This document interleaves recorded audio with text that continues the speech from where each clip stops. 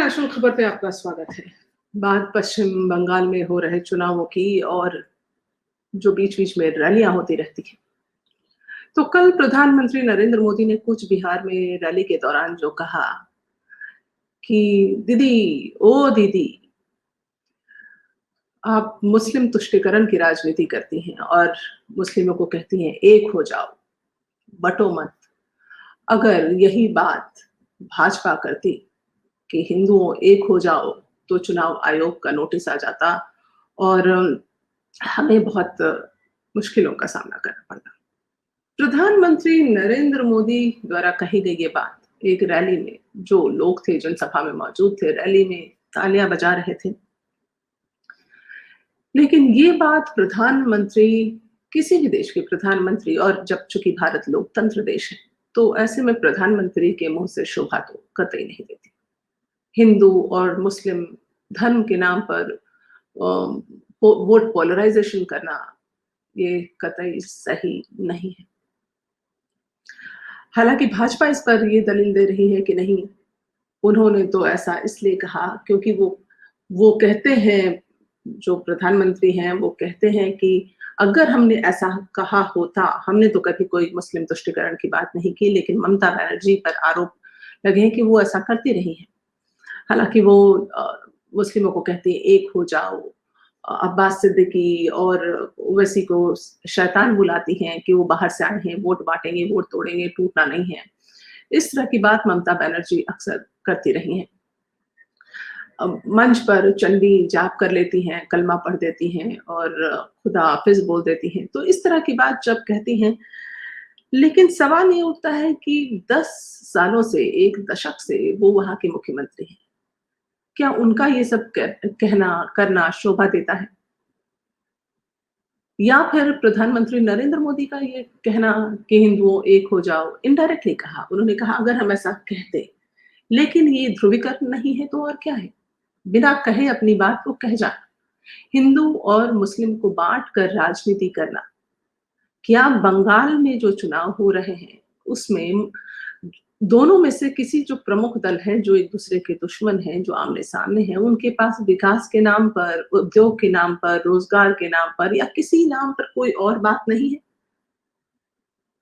हर rally में, हर भाषण में हिंदू और मुस्लिम की बात की जा रही है। जय श्री राम को लेकर अगर प्रॉब्लम हो जाती है, तो इधर ममता बनर्जी मुसलमानों को उनको अब्बास सिद्दीकी को और ओवैसी को शैतान कह देती हैं और मुसलमानों को के लिए वो खुश करने के लिए कलमा पढ़ देती हैं, हिंदुओं को खुश करने के लिए चंडी जाप कर लेती हैं। तो क्या ये सही है किसी भी प्रदेश के लिए? ये एक बहुत बड़ा मुद्दा है। एक लोकतंत्र है जहाँ पर एक अजीब किस्म का खेला हो रहा है। ये खेला खतरनाक हो सकता है किसी भी प्रदेश के लिए। तृणमूल कांग्रेस कहती है कि इसकी शुरुआत, वोटों के ध्रुवीकरण की शुरुआत भाजपा ने की, बिसात भाजपा ने बिछाई। लेकिन क्या ममता बनर्जी अब तक मुस्लिम तुष्टीकरण नहीं करती आ रही है? या भाजपा क्या 70 और 30 का खेला अब तक नहीं करती आ रही है? ये 70 और 30 किसी भी प्रदेश के लिए इस तरह की बात करना बेहद खतरनाक है। उसकी तरक्की के लिए, उसके आगे बढ़ने के लिए ये बेहद खतरनाक है। ये कोई भी एक सेक्युलर पार्टी ऐसा नहीं कर सकती है। ये पूरा का पूरा ये एक कम्युनल अप्रोच है। दोनों में से कोई पार्टी हो, दोनों में से कोई भी दल अगर ये करने की कोशिश करती है। ममता बनर्जी पहले अब्बास सिद्दीकी के सहारे वोट लाया करती थी, अब्बास सिद्दीकी उनके करीबी हुआ करते थे। आज अब्बास सिद्दीकी उनके लिए शैतान हो गए हैं। वो वोट को बँटने की बातें करने लगी हैं क्योंकि उनको डर है कि 70 तो नहीं, लेकिन 30 में से भी वोट बँट जाएगा। वहीं भाजपा हर रैली में, हर भाषण में वो हिंदुत्व की बात कर बैठती है और प्रधानमंत्री द्वारा कही गई ये बात तो सरासर गलत है।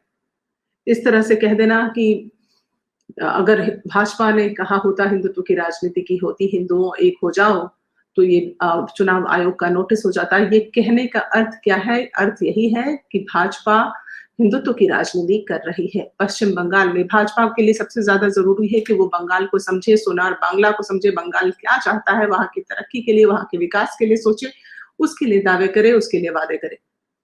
ममता बनर्जी ये बताएं कि उन्होंने 10 सालों में क्या किया, उस तरह की बात करें, वो आगे क्या कर सकती हैं उसकी बात करें, ना कि हिंदू और मुस्लिम के वोट पोलराइजेशन की कोशिश करें। ये किसी भी प्रदेश के लिए सही नहीं है और भारत जैसे लोकतंत्र जो देश है उसमें किसी भी राज्य के लिए ये खतरनाक साबित हो सकता है। अगर आप मेरी राय से सहमत हैं तो आप कमेंट बॉक्स में जरूर लिखें। इस कार्यक्रम में फिलहाल इतना ही। नमस्कार। हमसे जुड़े रहने के लिए सब्सक्राइब करें यूट्यूब पर, फॉलो करें ट्विटर और इंस्टाग्राम पर, लाइक करें फेसबुक पर और ज़्यादा जानकारी के लिए नेशनल खबर की वेबसाइट पर जाएं। आपको टाइप करना होगा सिर्फ नेशनल खबर।